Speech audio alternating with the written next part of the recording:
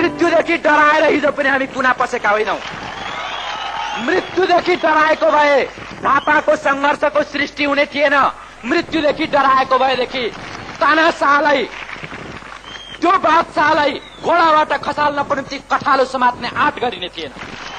त्यसो हुँदाखेरि मृत्युको परवाह छैन मित्रहरू। हो मुलुकको भविष्य निर्माण गर्नको निम्ति, राष्ट्रको स्वतन्त्रता र अस्मितालाई जोगाउनको निम्ति, जनताको भाग्य र भविष्यलाई सुन्दर बनाउनको निम्ति तुच्छ जीवन दिनुपर्छ भने हाम्रो पार्टी त्यसको निम्ति सबभन्दा अग्रणी भएर जानेछ।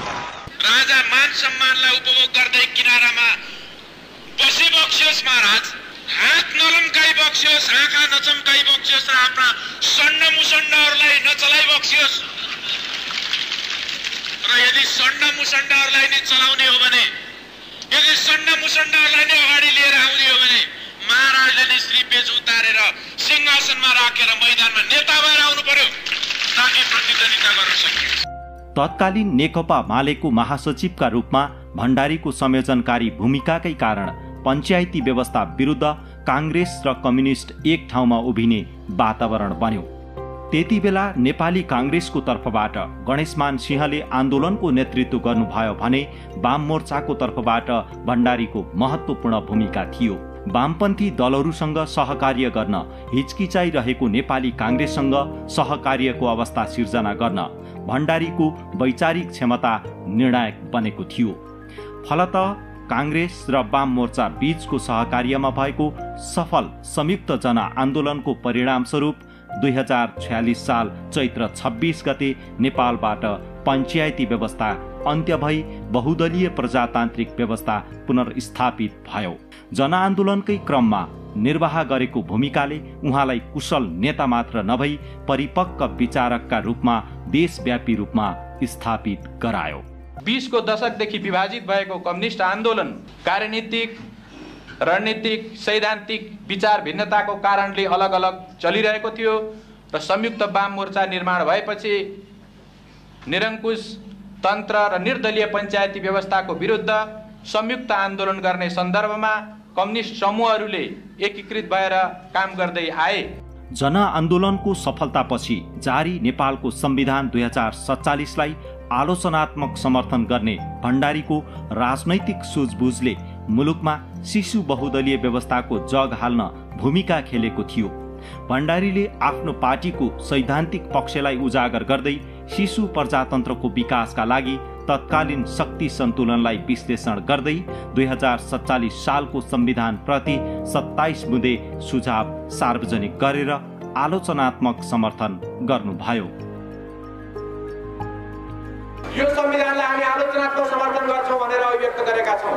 आलोचनात्मक समर्थन गर्छौं भन्दाखेरि हाम्रो मुख्य भनाइ के हो? हाम्रो भनाइ के हो भने यो संविधानमा जुन प्रजातान्त्रिक अधिकारका प्रावधानहरू राखिएको छ तिनीहरूलाई हार्दिक रूपमा समर्थन गर्नुपर्छ र तिनीहरूलाई प्रयोग गर्दै अगाडि बढ्नुपर्छ। दोस्रो, यो संविधानमा केही यस्ता धाराहरू राखिएका छन् जो उपयुक्त छैनन्। जननेता भण्डारीले सार्वजनिक रूपमै संविधानमा रहेको श्री 5 को सरकार हटाएर नेपाल सरकार राख्नुपर्ने, शाही सेना हटाएर नेपाली सेना हुनुपर्ने, सरकारी र सार्वजनिक संस्थान तथा निकायहरूमा रहेको शाही शब्द हटाउनु पर्ने प्रस्ताव गर्नु भएको थियो।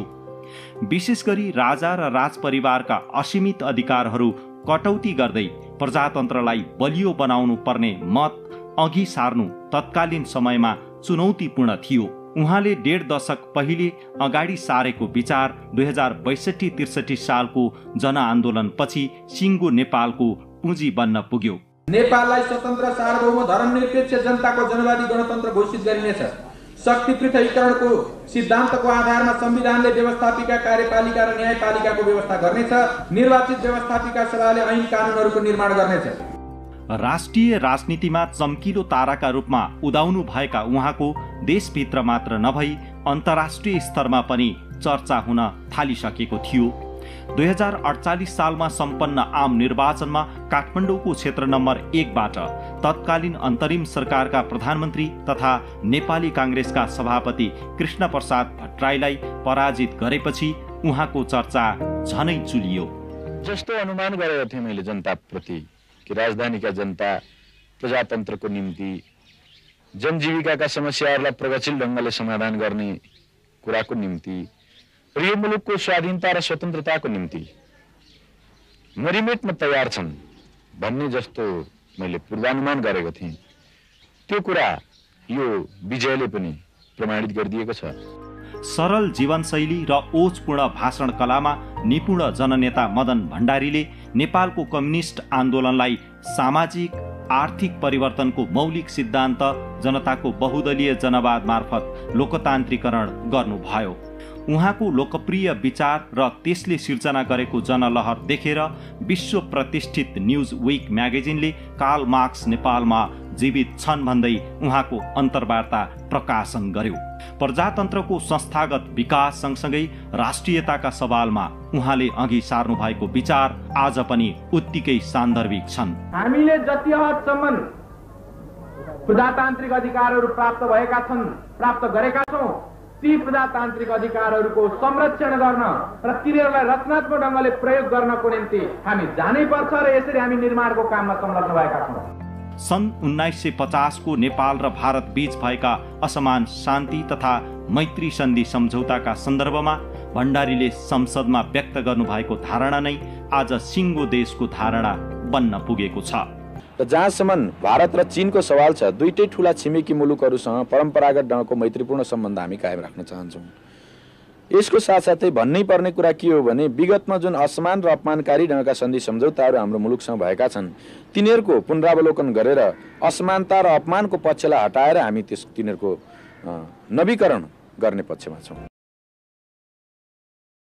अब म माननीय मदन कुमार भण्डारीलाई टनकपुर बाँध परियोजनासँग सम्बन्धित सम्झौता दुवै सदनको संयुक्त बैठकको क्षेत्राधिकारको विषय भएकोले प्रतिनिधि सभामा छलफल नगरियोस् भनी प्रस्ताव प्रस्तुत गर्न अनुमति दिन्छु।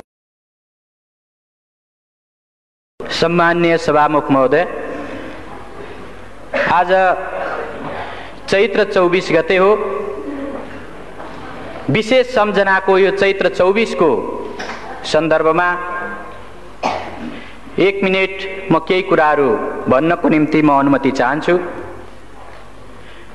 2046 साल चैत्र 24 गते निर्दलीय पञ्चायती व्यवस्थाको विरुद्ध जुन संयुक्त राष्ट्रिय जनआन्दोलन भयो त्यसको सर्वोच्च उभारको दिन हो र सबभन्दा धेरै आन्दोलनकारीहरूले शहादत प्राप्त गरेको दिन हो।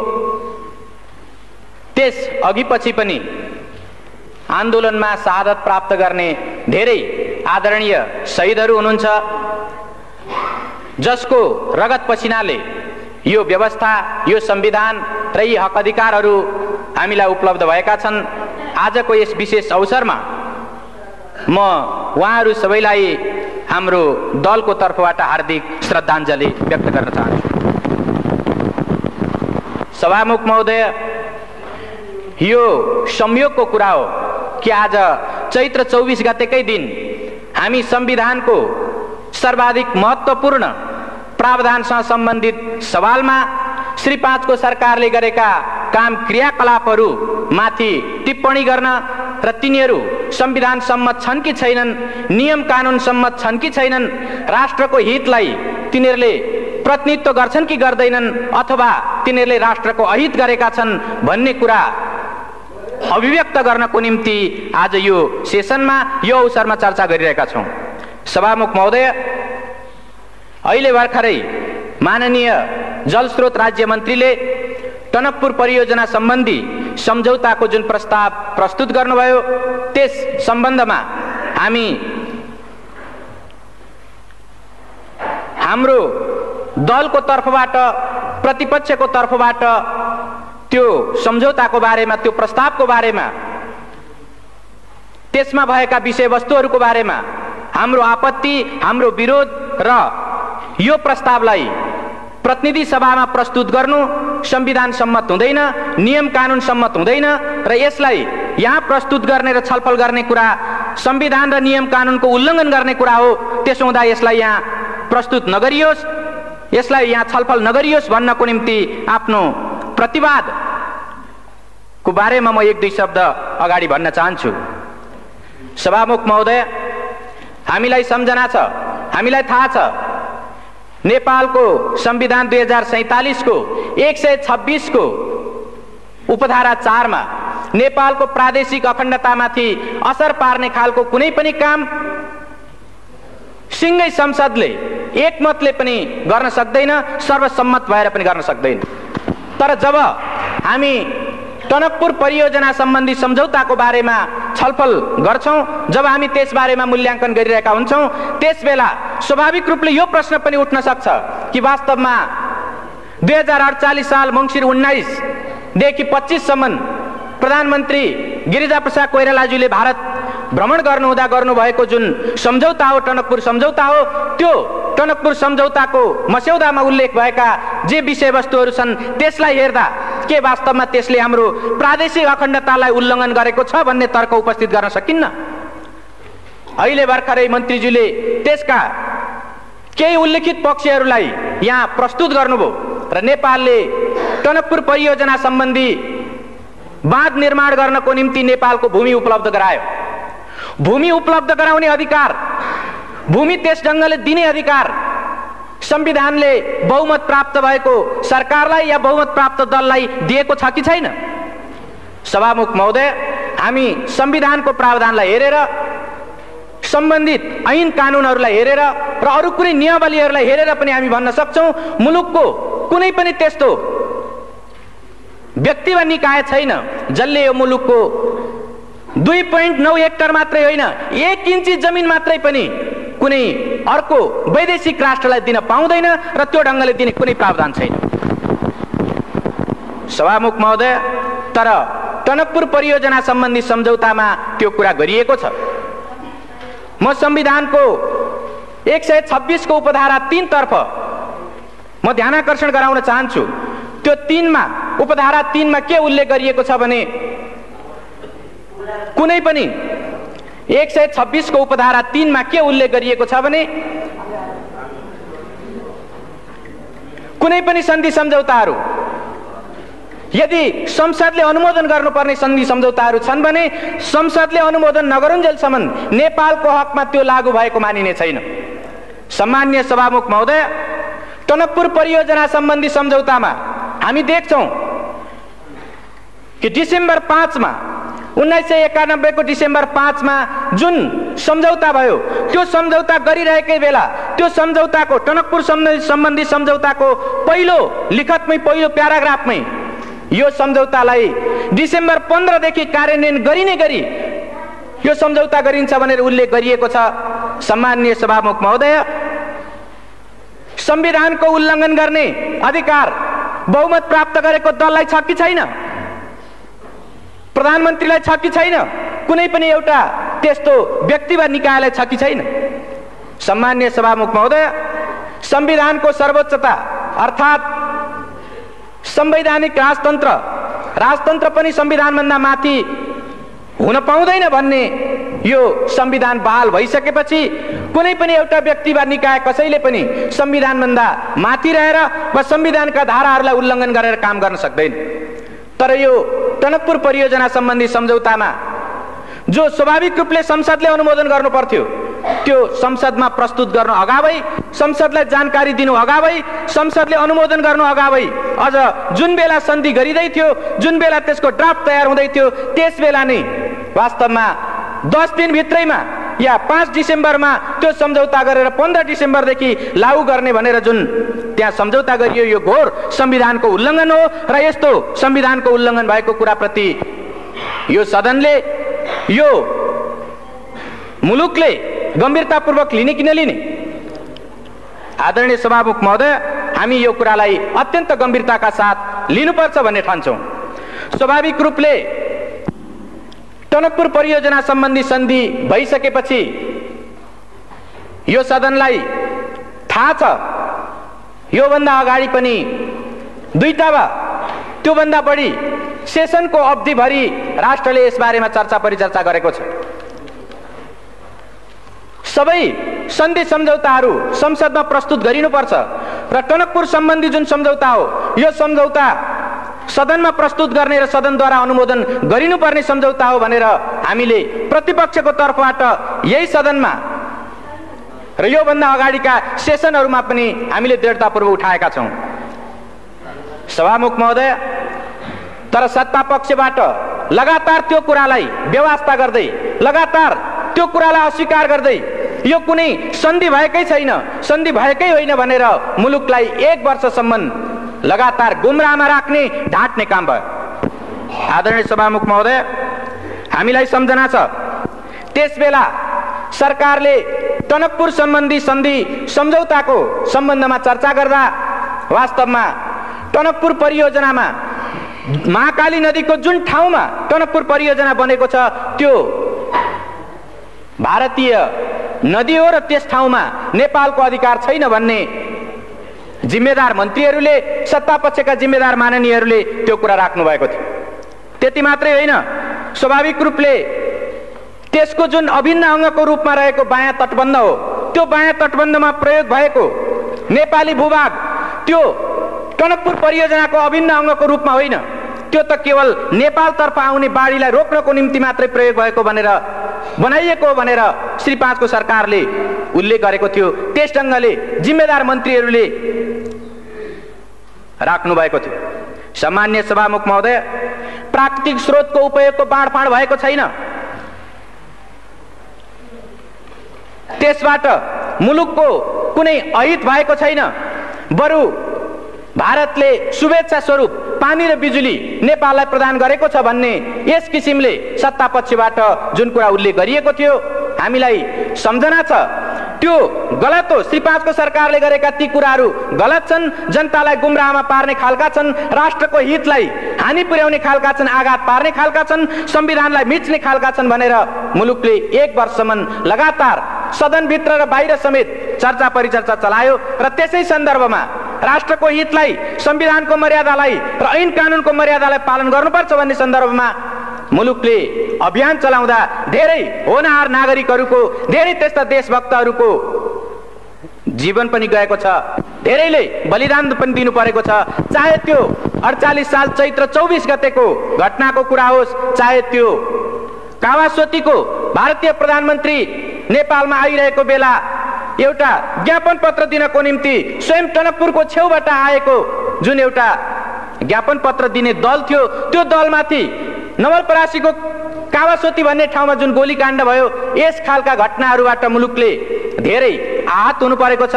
मुलुकमा यो टनकपुर परियोजना सम्बन्धी सवालमा, यसको प्रकृति निर्धारण गर्ने सवालमा सरकारले जनता र राष्ट्रलाई गुमराह गर्न खोजेको कुराको विरुद्ध देशभक्तहरूले आवाज उठाउँदाखेरि धेरै रगत बगाउनु परेको छ। हामी ती कुराहरूलाई बिर्सन सक्दैनौँ। स्वाभाविक रूपले टनकपुर परियोजना सम्बन्धी सम्झौता भएको 11 महिनापछि जब भारतका प्रधानमन्त्री नेपालको भ्रमणमा आउनुभयो त्यसबेला केही स्पष्टीकरणहरू थपिए। म यहाँ यो सम्झना गर्नु वाञ्छनीय ठान्छु। त्यो के हो भने जब भारतका प्रधानमन्त्री यहाँ आउनुभयो र नेपालको प्रधानमन्त्रीसँग जब वार्ता भयो त्यसको विज्ञप्तिमा उल्लेख गरिएको छ कि त्यो टनकपुर बाँध परियोजनामा प्रयोग भएको जुन नेपाली भूमि छ त्यो नेपाली भूमिको सार्वभौमिकता नेपालकै रहिरहनेछ, अर्थात् नेपालकै त्यो हुनेछ भन्ने कुरा स्पष्टीकरण थपियो। म यसबाट के प्रश्न उठाउन चाहन्छु भने यदि त्यो 91 को डिसेम्बर 5 को जुन सम्झौताको जुन ड्राफ्ट हो, यदि त्यस बेला नै त्यो कुरा मानिएको भए, त्यो कुरा भएको भए पछि किन स्पष्टीकरण थप्नु पर्थ्यो? अनि जब नेपालको कुनै भूभागको बारेमा अर्को कुनै राष्ट्रको एउटा जिम्मेदार व्यक्तिले आएर यसको सार्वभौमिकता तपाईकै हातमा छ भनेर नभन्दिउन्जेलसम्म सरकारले बोल्न नसक्ने वा त्यस्तो भन्न नसक्ने, मान्न नसक्ने यो जुन स्थिति देखा पर्यो, के यो एउटा बहुत दुःखदायी, बहुत एउटा हानिकारक खालको कुरा होइन र? मैले यसबाट के प्रश्नतर्फ ध्यानाकर्षण गर्न खोजेको हुँ भने जसरी माननीय मन्त्रीहरू या सत्ता पक्षका माननीयहरू 2.9 हेक्टर जमिन र त्यो जलमग्न हुने क्षेत्रको जुन नेपाली भूभाग थियो त्यो जमिनको बारेमा हामीले प्रश्न उठाउँदा, प्रतिपक्षको तर्फबाट प्रश्न उठाउँदा त्यसको सार्वभौमिकता नेपालमै रहेको कुराको ग्यारेन्टी सन्धिमा गरिएको छ भनेर उहाँहरूले देखाउन सक्नु भएको थिएन र उहाँले त्यो ढङ्गले हाम्रा सवालहरूको जवाब दिन सक्नु भएको थिएन। यसबाट यो जाहेर हुन्छ कि मैले सुरुमा नि जुन 126 को उपधारा 4 को जुन प्रश्न मैले यहाँ संविधानको 126 उपधारा 4 को जुन प्रश्न मैले उठाएँ, वास्तवमा त्यसबेला संविधानको भावना विपरीत नेपालको प्रादेशिक अखण्डतामा आँच आउन सक्ने गरी जमिन उपलब्ध गराइएको थियो र त्यो ढङ्गको गल्तीलाई पछि भारतीय प्रधानमन्त्री नेपालमा आएको बेलामा त्यसलाई सच्याउने प्रयत्न गरियो। त्यो स्पष्टीकरणको त्यति मात्रै अर्थ हो र यसबाट यो प्रश्न उठाउन सकिन्छ कि यो सरकारले प्रादेशिक अखण्डतामा आँच आउने खालको त्यस ढङ्गको प्रश्न उठ्न सक्ने खालको काम गरेर एउटा राष्ट्रघात गरेको थियो। सम्मान्य सभामुख महोदय, हामीलाई सम्झना छ मङ्सिर 30 गते, विगत मङ्सिर 30 गते सर्वोच्च अदालतले जब फैसला सुनायो त्यसबेला हामी त्यो फैसलामा देख्न सक्छौं श्री 5 को सरकारले जतिसुकै पारदर्शी ढङ्गले काम गरिरहेको छु भने पनि श्री 5 को सरकारले जनताको सुसूचित हुने हकलाई संरक्षण गरेको छु भनेर भनेको भए पनि टनकपुर बाँध सम्बन्धी यो सम्झौताको सन्दर्भमा उनले सांसदहरूलाई संसदभित्र र बाहिर जनतालाई जानकारीमा दिएका कुराहरू शिर न पुच्छरका कुराहरू थिए, शिर पुच्छर बिनाका कुराहरू थिए भनेर उनले फैसलामा उल्लेख गरेको छ। मैले यो यस कारणले उल्लेख गरिरहेको छु कि वास्तवमा सर्वोच्च अदालतले स्वयं प्रधानमन्त्रीज्यूलाई, जलस्रोत राज्य मन्त्रीज्यूलाई र अरू सरकारवाला व्यक्तित्वहरूलाई जब उसले बुझ्न चाह्यो, उहाँहरूले लिखित रूपमा जाहेर गर्नुभएका, अदालतलाई लिखित रूपमा उहाँहरूले दिनुभएका बयानबाट यो जाहेर हुन्छ कि उहाँहरूले त्यसबेला पनि प्राकृतिक स्रोतको उपयोगको बाँडफाँड भएको छैन, जनताको सुसूचित हुने अधिकारको हनन गरिएको छैन। यो बायाँ तटबन्ध भनेको त्यो टनकपुर परियोजनाको अभिन्न अङ्ग होइन र महाकाली नदी को जुन ठाउँमा टनकपुर बाँध परियोजना बनेको छ त्यो परियोजना भित्र नेपालको नदी अधिकार अर्थात् नेपालको त्यहाँ पानी सम्बन्धी अधिकार त्यस्तो छैन भनेर जुन उहाँहरूले उल्लेख गर्नुभएको थियो, त्यो कुराको खिलाफमा सर्वोच्च अदालतले श्री 5 को सरकारले सुसूचित नगरेको, शिर न पुच्छरको कुरा जानकारी दिएर तर उसले वास्तविक जानकारी नदिएको र प्राकृतिक स्रोतको उपयोगको बाँडफाँड भएकै हो भन्ने कुरा र देब्रे तटबन्ध, टनकपुर परियोजनाको देब्रे तटबन्धमा प्रयोग भएको नेपाली जुन भूभाग छ र त्यो भूभागमा बनेको जुन बाँध छ त्यो बाँध टनकपुर परियोजनाको अभिन्न अङ्ग हो भन्ने कुरा उनले फैसला गरेको छ। र यसबाट के प्रश्न उपस्थित हुन्छ भने श्री 5 को सरकार आफूले गरेका कामहरू जबसम्म अर्को कुनै निर्णायक महत्त्वपूर्ण सर्वोच्च निकायले जबसम्म फैसला गर्दैन तबसम्म ऊ आफ्ना गल्तीहरूलाई कुनै पनि हालतमा आत्मसमीक्षा गरेर वा अर्को कुनै प्रतिपक्ष वा देशका बुद्धिजीवीहरू वा आम जनताले उल्लेख गरे पनि ऊ कुनै सुन्ने, टेर्ने र त्यसलाई समीक्षा गर्नेवाला छैन। तर जब सर्वोच्च अदालतले यो फैसला गर्यो, त्यो फैसला गरे पछाडि पनि हामी यो सम्झना गर्न सक्छौं कि धेरै केही माननीय मन्त्रीज्यूहरूले त्यसपछि पनि उल्लेख गर्दा वास्तवमा त्यो त समझदारी नै भएको भनेर, सन्धि भएको होइन भन्ने किसिमले फेरि पनि उहाँहरूले उल्लेख गर्नुभयो। फेरि पनि केही सत्तापक्षका माननीय सदस्यहरूले त्यस ढङ्गले उल्लेख गर्नुभयो। साँच्चै भन्ने हो भने यसो भन्न सकिन्छ सर्वोच्च अदालतको फैसलालाई पनि अपमान गर्ने खालका कुराहरू उहाँहरूले धेरै ठाउँमा उल्लेख गर्नुभएको छ। सम्माननीय सभामुख महोदय, अहिले श्री 5 को सरकारको तर्फबाट जलस्रोत राज्य मन्त्रीले प्रतिनिधि सभामा जुन सम्झौता प्रस्ताव प्रस्तुत गर्नुभएको छ र जुन मूल्याङ्कनको हवाला दिँदै उहाँले यो प्रस्ताव राख्नु भएको छ, म के उल्लेख गर्न, म के भन्न चाहन्छु भने श्री 5 को सरकार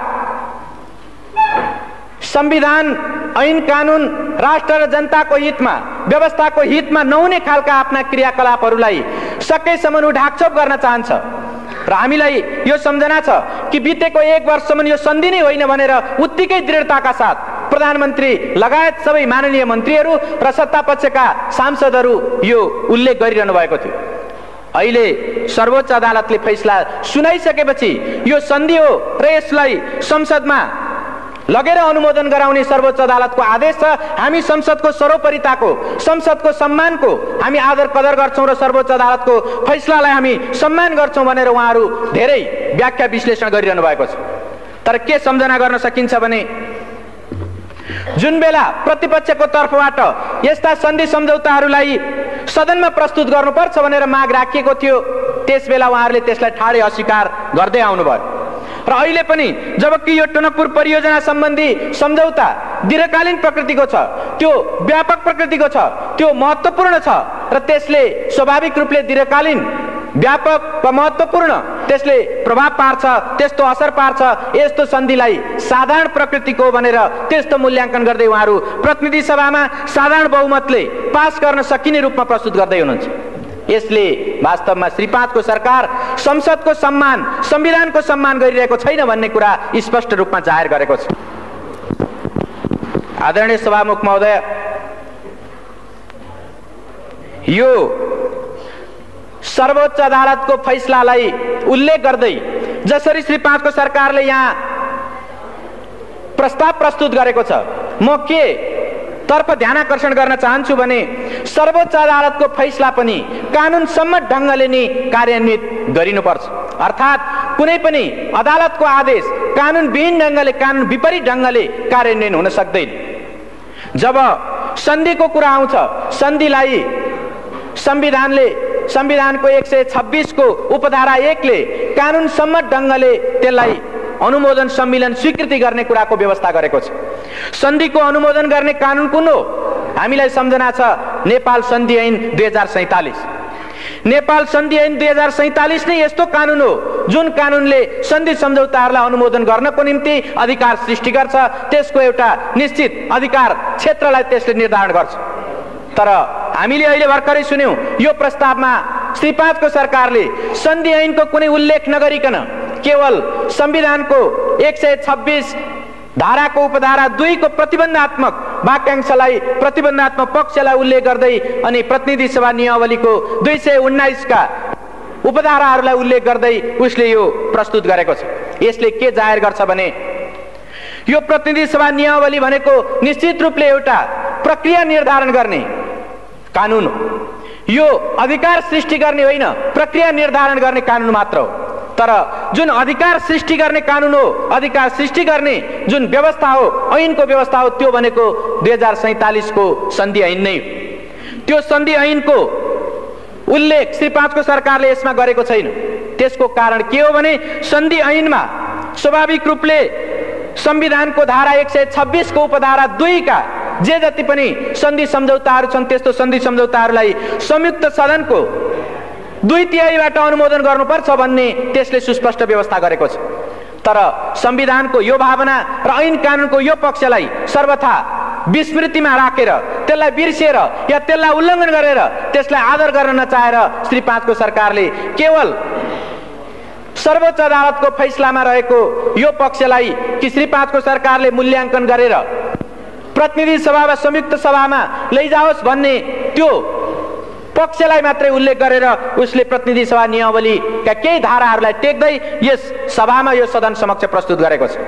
स्वाभाविक रूपले मैले अघि नै भने सर्वोच्च अदालतका फैसलाहरू पनि कानुन सम्मत ढङ्गले मात्रै कार्यान्वित हुन सक्छन् र स्वाभाविक रूपले कानुनभित्र पनि प्रक्रिया निर्धारण गर्ने कानुन होइन, अधिकार सृष्टि गर्ने कानुन अन्तर्गत नै त्यसको कार्यान्वयन हुनुपर्छ।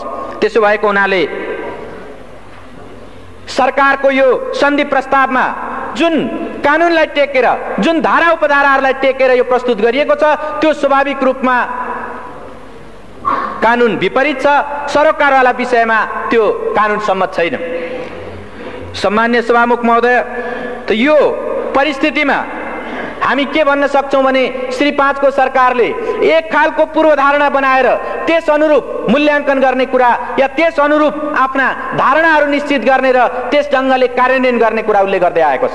चाहे त्यो अघिल्लो बेलाको यो केवल समझदारी मात्र हो भन्ने विषय होस् या यो पछिल्लो बेलामा अहिले त्यो साधारण प्रकृतिको सन्धि हो भन्ने विषय किन नहोस्, दुवै बेलामा उसले एउटा पूर्वधारणा बनाएर आफूलाई जसो गर्दा सजिलो हुन्छ त्यो ढङ्गले मात्रै जाने, तर संविधान र ऐन कानुनको अक्षर र भावनालाई पालन गर्ने कुरा हो भने अस्वीकार गर्ने वा त्यसबाट बचेर जाने वा त्यसलाई संविधान र ऐन कानुनका सरोकारवाला पक्षलाई कुनामा पारेर जाने, कर्नरमा पारेर जाने खालको कुरा उल्लेख गरेको छ। त्यसो भएको हुनाले जसरी अहिले श्री 5 को सरकारको यो मूल्याङ्कनभित्र साधारण प्रकृतिको भनेर यसमा प्रस्तावमा उल्लेख गरिएको छ र यो सदनमा प्रस्तुत गरिएको छ, हामीलाई यो सम्झना छ या हामी यो बारेमा वाकिफ छौं, जानकार हुन सक्छौं कि संविधानको 126 को उपधारा 2 भनेको स्वाभाविक रूपले जुन निश्चित सन्धि सम्झौताहरूलाई संयुक्त सदनको 2/3 समर्थन गर्नुपर्छ, 2/3 अनुमोदन गर्नुपर्छ भनेर उल्लेख गरेको छ। संविधानको मूल भावना त्यही हो। त्यसो भएको हुनाले त्यसभित्र जुन प्रतिबन्धात्मक पक्ष छ, प्रतिबन्धात्मक अंश छ, त्यसको निम्ति यो साधारण प्रकृतिको, यो अल्पकालीन हो, यो दूरगामी प्रभाव पार्ने होइन, यो त्यस्तो महत्त्वपूर्ण होइन भन्ने त्यसको विशेष स्थिति सरकारले पुष्टि गर्न सक्नुपर्छ। सरकारले त्यस्ता प्रमाणहरू प्रस्तुत गर्न सक्नुपर्छ। तर हामी सिङ्गो त्यो मूल्याङ्कन प्रस्तावलाई अध्ययन गर्दा सरकारले त्यो खालका कुनै तथ्यहरू प्रस्तुत गरेको हामी पाउँदैनौँ, उसले प्रस्तुत गर्न सकेको छैन। प्रश्न उठ्न सक्छ, यो टनकपुर सन्धि, टनकपुर जलविद्युत परियोजना सम्बन्धी जुन सन्धि सम्झौता हो, यो अल्पकालीन हो कि दीर्घकालीन हो? निश्चित रूपले यो एउटा सापेक्ष कुरा हो। सर्वोच्च अदालतले पनि भनेको छ यो एउटा सापेक्ष कुरा हो। तर सापेक्षताकै अर्थमा लिँदा पनि यसको व्याख्या कसरी गर्ने, अल्पकालीनता र दीर्घकालीनताको व्याख्या कसरी गर्ने? म के प्रश्न उठाउन चाहन्छु भने एउटा संसद 5 वर्षको हुन्छ, सामान्यतया विशेष स्थिति आएन भने त्यो 5 वर्षको हुन्छ। यदि 6 वर्षको निम्ति कुनै सन्धि हुन्छ भने त्यो अल्पकालीन हो कि दीर्घकालीन हो? एउटा संसदबाट अर्को संसदमा ट्रान्सफर हुने त्यस खालको सन्धि हुन्छ भने, 5 वर्षभन्दा बढ्ताको सन्धि हुन्छ भने त्यसलाई दीर्घकालीन भन्न सकिन्छ कि सकिँदैन?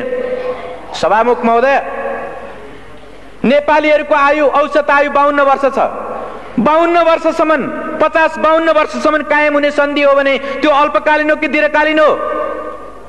सभामुख महोदय, त्यति मात्रै होइन, टनकपुर परियोजना सम्बन्धी जब त्यो सन्धिको मजमुनलाई हामी हेर्छौँ कि त्यो ठाउँमा नेपालले जुन भूमि उपलब्ध गराएको छ या अन्य विभिन्न कुराहरूको जुन कन्ट्रिब्युसन गरेको छ, त्यो कन्ट्रिब्युसनको कुरालाई लिएर हेर्ने हो भनेदेखि त्यसमा यो सन्धिको कुनै अवधि, कुनै त्यस्तो भोगाधिकारको कुराहरू, जमिनको उपभोग गर्ने अवधिको कुराहरू कुनै उल्लेख गरिएको छैन।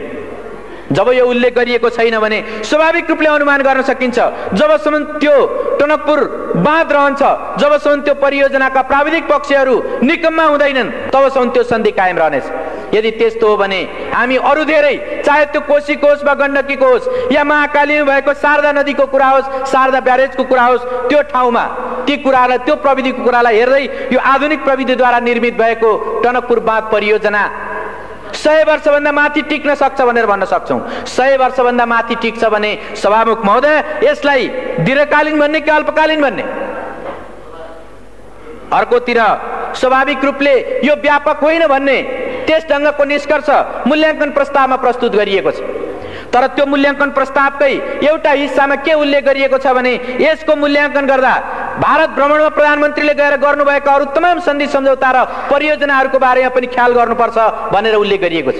जब एउटा सन्धिको एउटा विषयको बारेमा मूल्याङ्कन गरिरहेको बेला तमाम सन्धि सम्झौता, त्यस बेला गरिएका तमाम सन्धि सम्झौताहरूको परिप्रेक्ष्यलाई ख्याल गर्नुपर्छ भनेर भनिन्छ भने के यो दुई देश बीचको सम्बन्धलाई ख्याल गरिनुपर्छ भन्ने होइन र?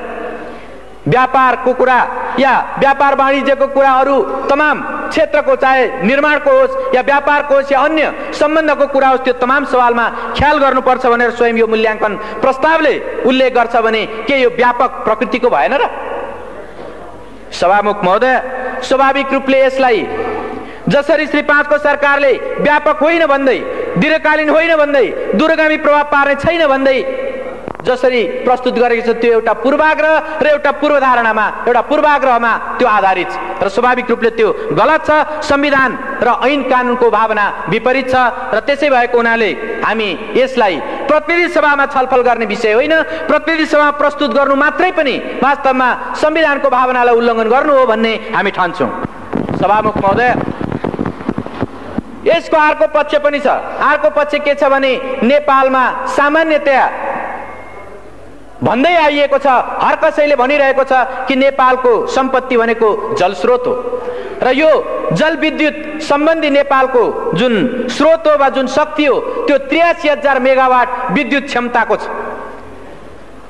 यो 83,000 मेगावाट विद्युत क्षमता भएको जलस्रोतको परिचालन गर्नको निम्ति कस्तो मेकानिजम, कस्तो खालको मेथड, कस्तो खालको तौर तरिका र कस्तो नीति अवलम्बन गर्ने हो भन्ने कुरा पनि यसबाट स्वाभाविक रूपले उपस्थित हुन्छ र यो टनकपुर सम्बन्धी जुन सन्धि भएको छ, यो सन्धिले स्वाभाविक रूपले भविष्यको निम्ति एउटा प्रेसिडेन्स, भविष्यको निम्ति एउटा नजिर पनि स्थापित गर्छ। जब यसको समयावधिको कुरा, यसले नेपाल र भारतको बीचमा भइरहेका तमाम सन्धि सम्झौताहरू र दुई मुलुकको बीचको सम्बन्धको कुरा र यसले नेपालकै अरू प्राकृतिक स्रोत सम्पदाहरूलाई भविष्यसम्म उपयोग गर्ने कुराको, भविष्यसम्म प्रयोग गर्ने कुराको नजिर स्थापित गर्छ भने यसलाई कसरी अल्पकालीन कम महत्त्वपूर्ण र त्यसलाई साधारण खालको भनेर कसरी भन्न सकिन्छ?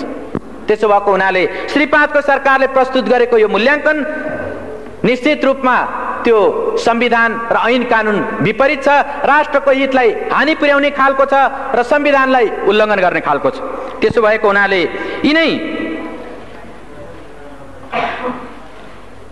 यिनै विषयहरूलाई आत्मसात गरेर, यिनै कुराहरूलाई हृदयङ्गम गरेर हामीले टनकपुर सम्बन्धी यो सन्धि प्रस्तावलाई प्रतिनिधि सभामा प्रस्तुत गर्नु र प्रतिनिधि सभामा छलफल गर्नु यो संविधान विपरीत हो भन्ने त्यो मान्यता राखेर हामीले एउटा प्रस्ताव हाम्रो विभिन्न प्रतिपक्षी सांसदहरूले सही गरेर माननीय सभामुख समक्ष हामीले प्रस्तुत गरेका छौं र त्यो प्रस्तावलाई म यहाँ पढेर सुनाउन चाहन्छु। माननीय सभामुख महोदय, टनकपुर बाँध परियोजनासँग सम्बन्धित सन्धि दुवै सदनको संयुक्त बैठकको क्षेत्राधिकारको विषय भएकोले प्रतिनिधि सभामा छलफल नगरियोस्। माननीय महोदय, श्री 5 को सरकारको तर्फबाट टनकपुर बाँध परियोजनासँग सम्बन्धित सन्धि प्रस्तावलाई प्रतिनिधि सभामा प्रस्तुत गर्न संसद सचिवालयमा सो प्रस्ताव दर्ता गराएको जानकारीमा आएको हुँदा हामी माननीय सभामुख समक्ष निम्न ब्यौराको निवेदन गर्दछौं।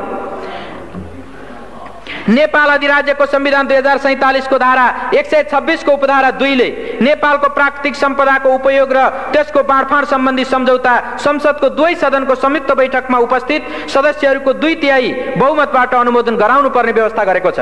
यो प्रष्ट संवैधानिक व्यवस्था हो। यसको अपवादको रूपमा राष्ट्रलाई गम्भीर, व्यापक, दीर्घकालीन असर नपर्ने प्रकृतिको सन्धि सरकारले सन्धि प्रतिनिधि सभाको साधारण बहुमतबाट अनुमोदन गराउने प्रावधान छ। श्री 5 को सरकारले भारत सरकारसँग गरेको टनकपुर परियोजना सम्बन्धी सन्धिबाट दीर्घकालीन, गम्भीर, व्यापक असर पर्ने कुरा स्वतः स्पष्ट छ। यसर्थ टनकपुर परियोजना सम्बन्धी सन्धि दुवै सदनको संयुक्त बैठकमा उपस्थित सदस्यहरूको 2/3 अनुमोदित भएपछि मात्र नेपाल अधिराज्यको हकमा लागू मानिन्छ। यसको लागि टनकपुर बाँध परियोजनासँग सम्बन्धित सन्धि प्रतिनिधि सभामा पेश हुने होइन, दुवै सदनको संयुक्त बैठकमा पेश गरिनु पर्दछ। हाम्रो संवैधानिक व्यवस्था यही हो। हाल बहालमा रहेको नेपाल सन्धि ऐन 2047 को दफा 4 ले संविधानको धारा 126 को उपधारा 2 बाहेकका सन्धि मात्र प्रतिनिधि सभामा पेश गर्न सकिने व्यवस्था गरेको छ र श्री सर्वोच्च अदालतबाट 2049 मङ्सिर 30 गतेको फैसलामा टनकपुर बाँध परियोजनासँग सम्बन्धित सन्धि प्रष्ट उल्लेख भएको छ। यसबाट पनि टनकपुर बाँध परियोजनासँग सम्बन्धित सन्धि प्रतिनिधि सभामा पेश हुने होइन, दुवै सदनको संयुक्त बैठकमा पेश हुने सन्धि हो भन्ने प्रष्ट हुन्छ। प्रतिनिधि सभा नियमावली 2048 को दफा 72 ले संवैधानिक व्यवस्था विपरीत कुनै पनि प्रस्ताव प्रतिनिधि सभामा छलफलको लागि ग्राह्य नहुने व्यवस्था गरेको छ। टनकपुर परियोजना सम्बन्धी सन्धि प्रस्ताव प्रतिनिधि सभामा छलफलको लागि प्रस्तुत हुन संविधानको धारा 126(2) र सन्धि ऐनको दफा 4 र 5 को विपरीत हुने हुँदा प्रतिनिधि सभा नियमावलीको दफा 72 बमोजिम यस्तो प्रस्तावलाई प्रतिनिधि सभाको कार्यसूचीमा राखी छलफल गर्न मिल्दैन। टनकपुर परियोजना सम्बन्धी सन्धि प्रस्ताव प्रतिनिधि सभाको कार्यसूचीमा राखी छलफल गरियोस् भनी श्री 5 को सरकारले संसद सचिवालयमा दर्ता गराएको प्रस्तावमाथि उल्लेखित प्रकारले संविधान र कानुन संगत नभएको हुँदा यो प्रस्ताव खारेज गरियोस् भनी माननीय सभामुख समक्ष सादर अनुरोध गर्दछौं। साथै टनकपुर परियोजना सम्बन्धी सन्धि प्रस्तावमाथि छलफल गर्न र निर्णय गर्न संविधानको धारा 126(2) र सन्धि ऐन 2047 को दफा 5 बमोजिम दुवै सदनहरूको संयुक्त बैठक बोलाउन माननीय सभामुख महोदयसँग अनुरोध गर्दछौं। सदनको संयुक्त बैठक र संयुक्त समितिको नियमावली 2048 को दफा 18 ले श्री 5 को सरकारले सन्धि सम्झौताहरू संयुक्त बैठकमा प्रस्तुत गर्न चाहेमा सोको व्यवस्था गरेको छ। तर श्री 5 को सरकारले नचाहँदा संसदको आफ्नै पहलमा दुवै सदनको संयुक्त बैठक बोलाउने बारे कुनै दफामा प्रष्ट उल्लेख भएको पाइँदैन। संविधानको धारा 126(2) ले दुवै सदनको संयुक्त बैठकको व्यवस्था गरेको छ। श्री सर्वोच्च अदालतको फैसलाबाट टनकपुर परियोजना सम्बन्धी सन्धि संविधानको धारा 126(2) अन्तर्गतको हो भनी ठहर भएको छ।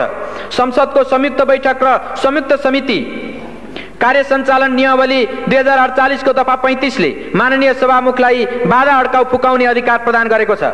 संवैधानिक व्यवस्था लागू गराउन र टनकपुर परियोजना सम्बन्धी सन्धि प्रस्तावमाथि छलफल गर्न संसदको संयुक्त बैठक र संयुक्त समिति कार्य सञ्चालन नियमावली 2048 को दफा 35 प्रयोग गरी दुवै सदनको संयुक्त बैठक अविलम्ब बोलाइयोस् र C5 को सरकारद्वारा प्रस्तुत गरिएको सन्धि सम्बन्धी यस प्रस्तावलाई प्रतिनिधि सभामा छलफल नगराइयोस् भनी हार्दिक अनुरोध गर्दछौँ। धन्यवाद।